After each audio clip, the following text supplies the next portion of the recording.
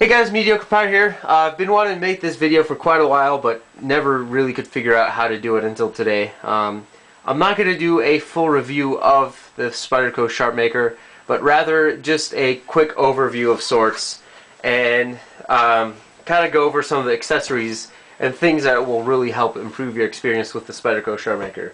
Anyhow, to begin with, I'm going to start with probably the most important thing, and it's not sold by Spyderco. It's just some sort of abrasive powder cleaner. Of course, you can get Comet or Barkeeper's Friend. Whatever works. You don't have to get this particular brand. This was just the one on sale. You can get a whole box of this for $3.50, and it'll last you for a very, very long time. Of course, you can use other stuff, but I really found that white abrasive powder cleaner really gets the steel out of the bars. You know, after 3-4 sharpenings of a knife, these are going to start clogging up, and then you're going to spend a lot longer. So $3.50 or so will get you a can, and it's really probably the best thing that you can do to improve your experience with a SharpMaker. So there's that. Of course, the SharpMaker comes with 2 sets of little bars of the medium and the fine, but there are 2 other ones that you can get. You can get the Ultrafines and the diamond rods, and those will really help you get a better edge. Of course, they're not necessary. I think that the fine rods and the medium on the SharpMaker are really great for normal maintenance work. But every now and then you have to really reset the bevel or take out a chip or something, and you need to take off a lot of metal, and that's where these diamond rods really come in handy. They are a little pricier. It's about from $40 to $60 for a pair, but I'm really glad I paid that much.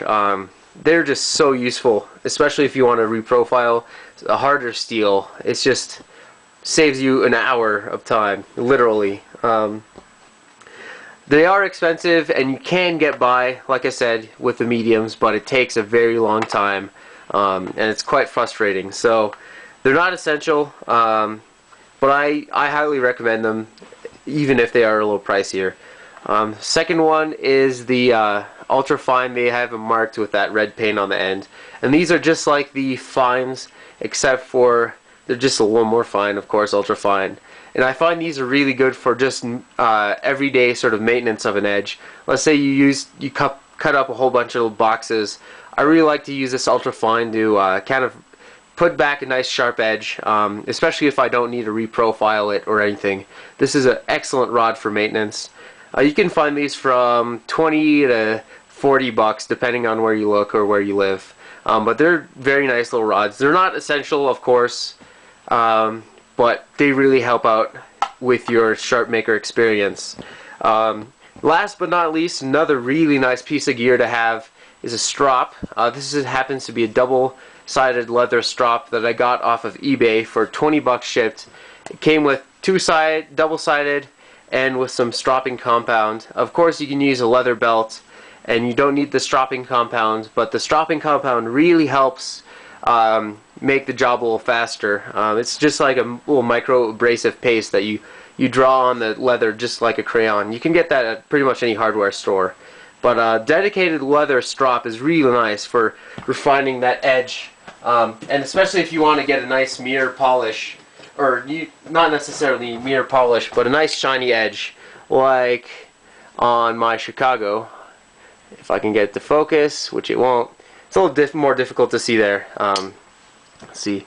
There we go. You can see that Delica's got a nice shiny edge. So if you want, it really doesn't make it that much sharper, but it looks very nice and clean if you have a shiny edge. I like to have shiny edges. Plus I don't have much better at anything to do with my time than strop an edge.